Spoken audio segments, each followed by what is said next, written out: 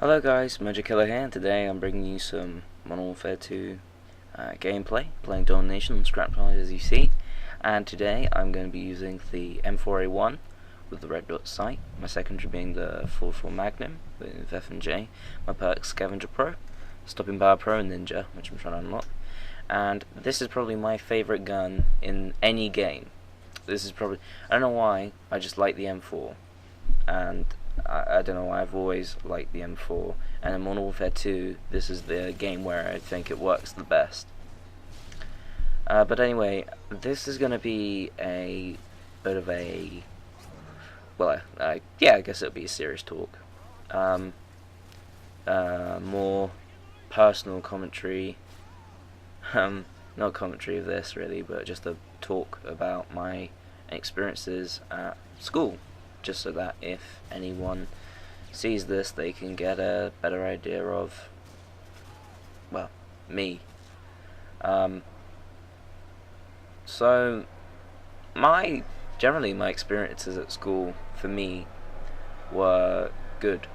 You know, I had friends, and you know, they weren't sort of fake. They were who they were. They, you know, you met them, they would not behave differently to anyone else, you know.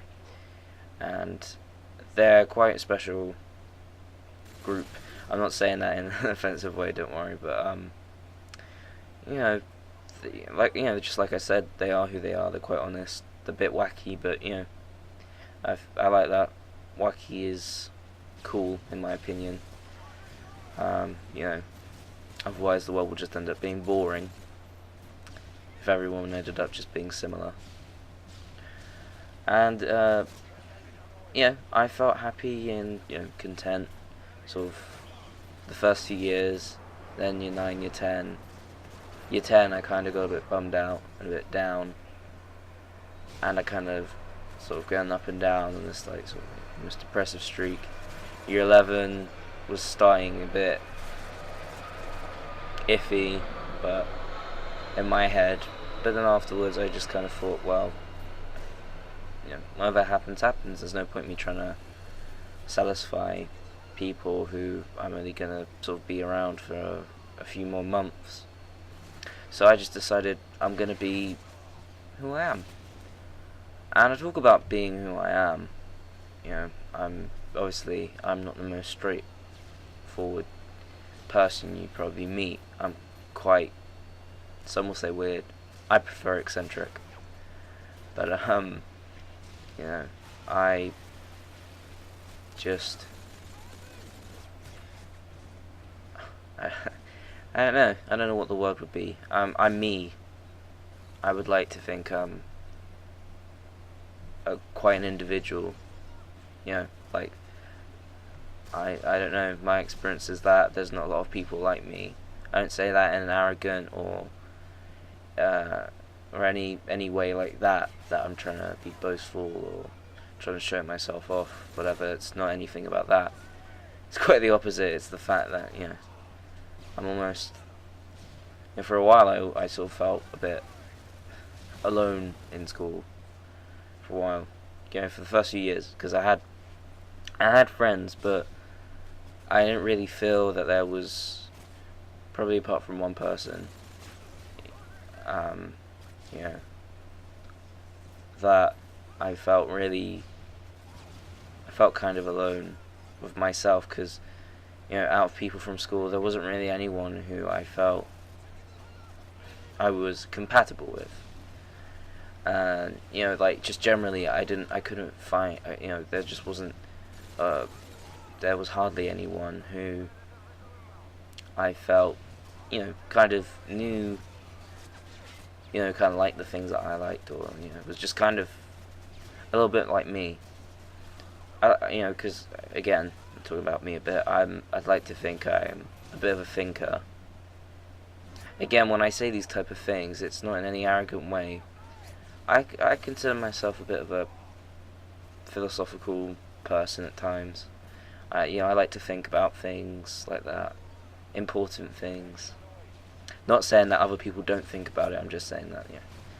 for a while I just went on this random period where I was just thinking about like God and trying to get through my head what I thought was the truth, whatever. I don't even know what that means now, but yeah, I tried nonetheless. And then year 10, some new people came in.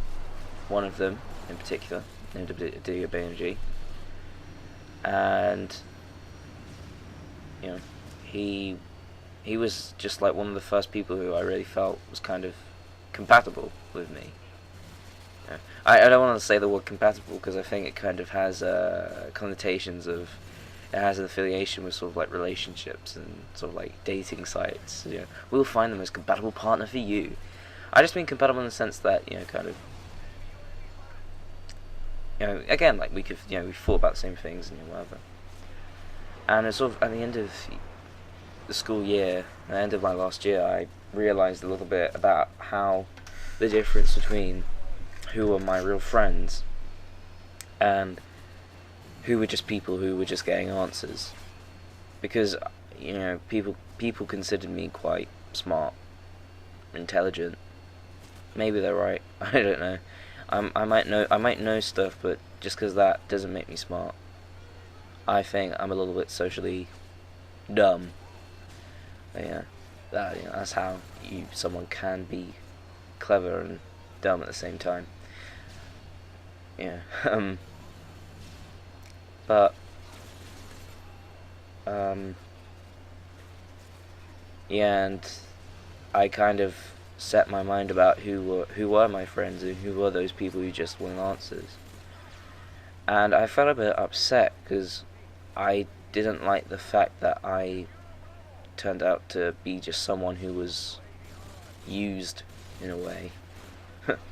I didn't, not like I felt violated or anything, but just I don't know. I just I don't know. I just felt that was a bit unfair that people were just like, "Hey, Mohammed, what's the answer for this?" Once I told them that was the only relation that I kind of had with that person, especially if it was someone who I kind of liked or admired or something like that. But I didn't have a long enough video to be able to talk about this whole thing properly, because I could probably spend a while talking about my school experience. But this was just a little video that I wanted to try and put up to see what people thought. But anyway, if you watch this, thanks very much for watching and putting up with me talking about my own stuff, and stick around and I'll bring some more videos.